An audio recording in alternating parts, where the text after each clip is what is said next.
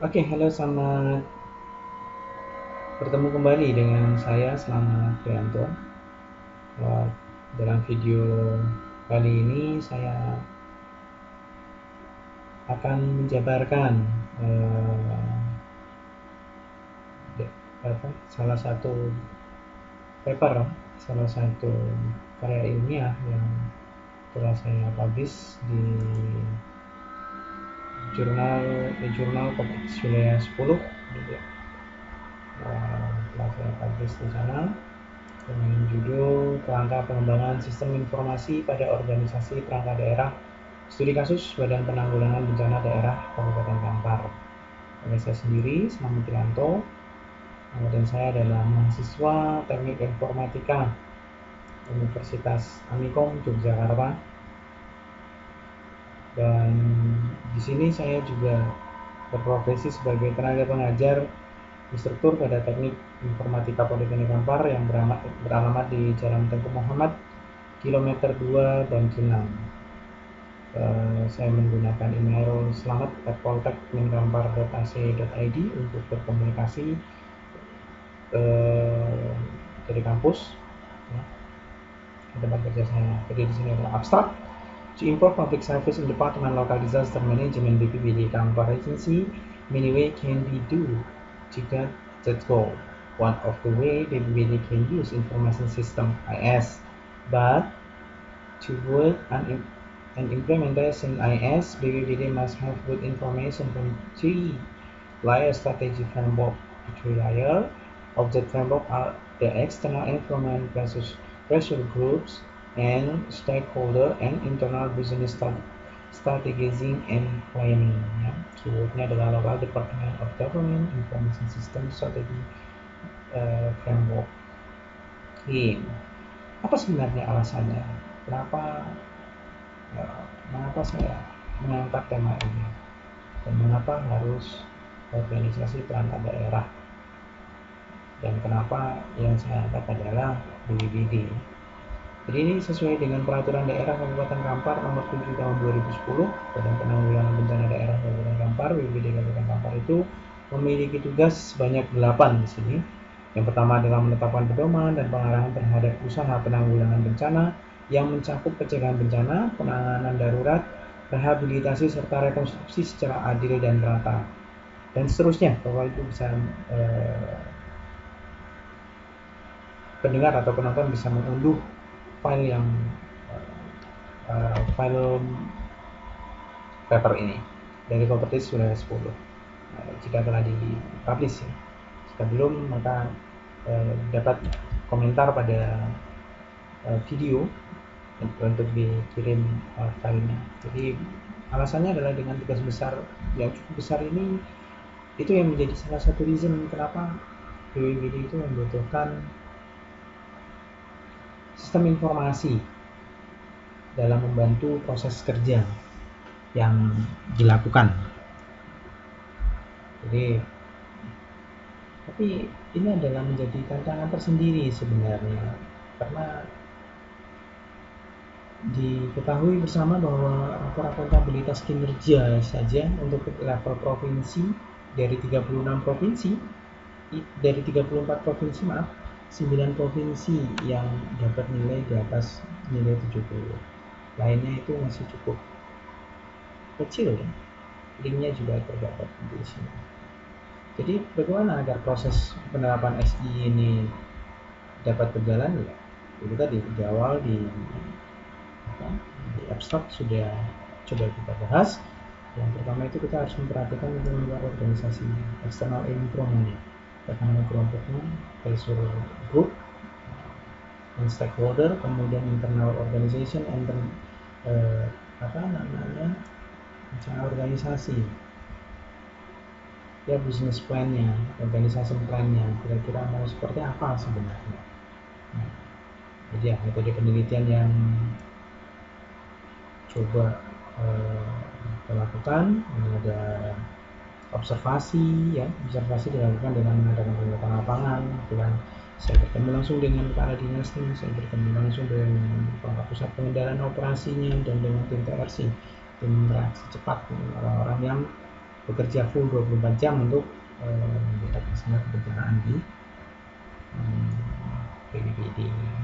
Kemudian wawancara ini diskusi dengan pelaksanya ya. Kalau di BPBD itu adalah pelaksa, kemudian ada dengan kepala pusat pengendalian operasi, kemudian dengan koordinasi cepat, hasil dan pembahasan. Ini dia kerangka dan strateginya. Apa saja sih sebenarnya yang perlu untuk framework strateginya itu seperti apa gitu. Framework strateginya itu seperti apa. Base kita ada di sini. Kerangka strategi yang menurut Stewart and Ford ini ya, kita merujuk dari sini. Jadi yang pertama itu adalah lingkungan luar organisasi, external environment-nya. Dari hasil pengamatan dan informasi ini ternyata banyak sekali permasalahan yang dihadapi oleh OPD ya. Dan saya rasa ini bukan hanya BPBD atau bukan hanya Kampar, dan saya rasa ini hampir seluruh OPD ya, khususnya yang di level kabupaten yang berada di Indonesia. Yang pertama itu adalah sosial. Permasalahannya itu sama ya, itu masyarakatnya mungkin sebagian besar masih berada di desa tertinggal, sulit untuk menjangkau daerah-daerah tersebut ya. Kemudian teknologi, tidak bisa dipungkiri bahwasanya teknologi ini ya, untuk menerapkan SI tentu kita butuh teknologi informasinya. Permasalahannya perkembangan dari teknologi informasi itu sendiri juga masih cukup menyedihkan kalau untuk di level kabupaten. Nah, selanjutnya itu politik. Wah, ini yang paling ekstrim. Jadi politik itu hampir setiap 5 tahun berganti. Hampir setiap 5 tahun, bukan hampir setiap 5 tahun, hampir setiap 5 tahun normalnya itu berganti. Ganti pemimpin, ganti kebijakan. Ganti kebijakan artinya ya apapun visi dan misi yang sudah diungkapkan di awal itu harus dirubah dan tentu merujuk dari visi dan misi dari pimpinan daerah. Itu tidak bisa dipungkiri, itu sudah menjadi rahasia umum. Tapi ada keuntungan di sini kalau kita merujuk dari peraturan perundang-undangan untuk Kabupaten Kampar, maksudnya untuk seluruh Indonesia ya. Ini bisa kita lihat Undang-Undang Dasar 1945 pasal 28. Jadi sangat krusial sekali menjadi dasar untuk penyampaian informasi kepada masyarakat. Kemudian Impres nomor 3 tahun 2003 tentang kebijakan saat ini untuk pembuatan IDAF-nya seperti apa. Undang-Undang nomor 11 tahun 2008, kemudian Undang-Undang nomor 14 kerjasama dengan berbagai Undang-Undang nomor 14 tahun 2008 tentang keterbukaan informasi. Nah, itu sangat mendukung. Jadi ada alasan strateginya ya, pengemasannya itu kalau pelaksana itu dari mengemas ini menjadi alasan yang tidak bisa tidak ya, meskipun dari pemimpin berapa kali. Kerjasama dengan berbagai instansi ini sudah cukup dilakukan oleh BPD.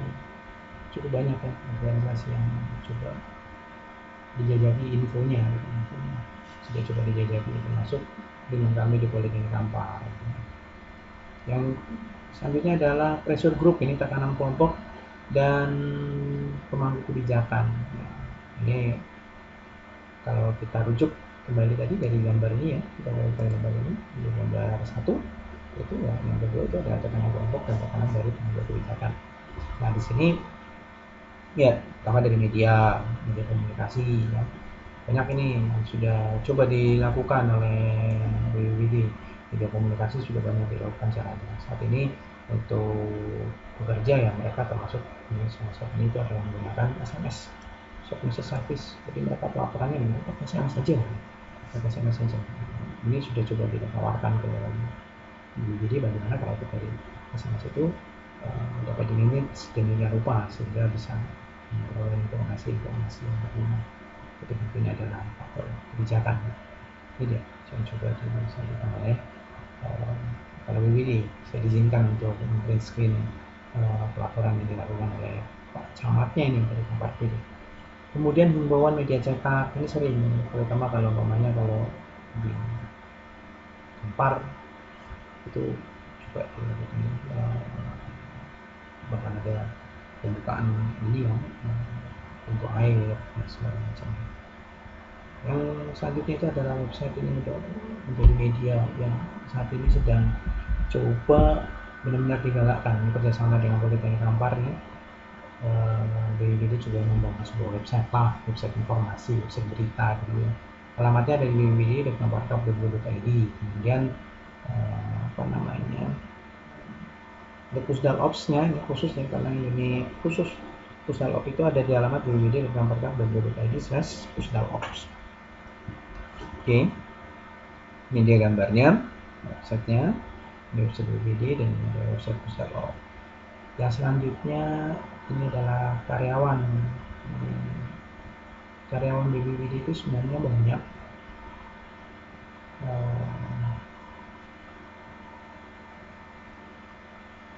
Cukup banyak ini sebenarnya.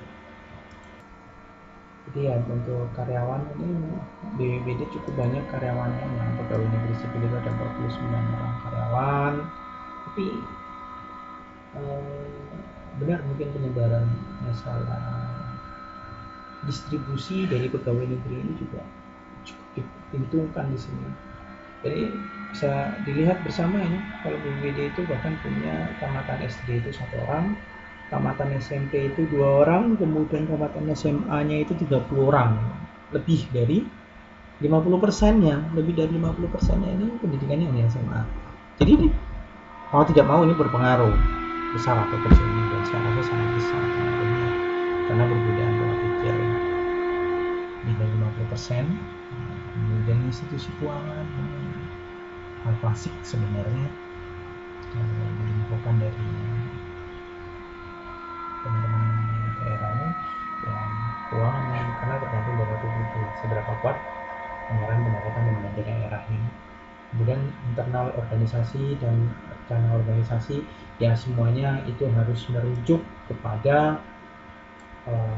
peraturan bupati yang dibuat kalau peraturan nomor 7 tahun 2010, dan mungkin saja akan ada perubahan lagi pada saat ini karena memang di 2017 ini juga akan ada pergantian kepemimpinan seperti itu. Jadi itu adalah strategi framework untuk pengembangan sistem informasi. Nah, yang selanjutnya ini kita coba analisa sebenarnya apa saja kekuatan yang dimiliki. Dari yang kita jabarkan tadi, kita coba buat analisa SWOT-nya. Untuk apa? Karena juga ini akan menjadi bahan rujukan, lebih mengerucut lagi bagi kepala pelaksana untuk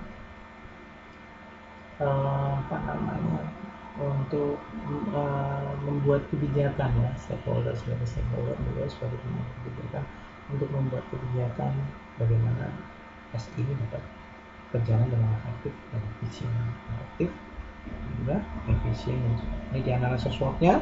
Di sini apa saja ini analisa SWOT-nya. Sebenarnya analisa SWOT kalau menurut si Kim dan teman-temannya itu adanya itu ada ini ya, sebenarnya hanya ada strength sama weakness, tapi dibagi menjadi 2 ini, external improvement sama internal improvement.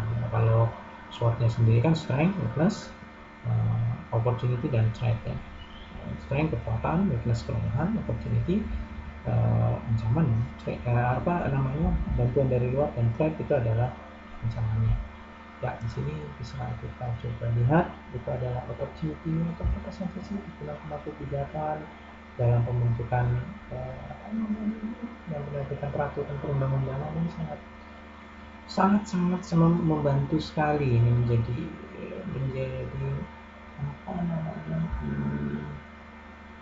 justifikasi bagi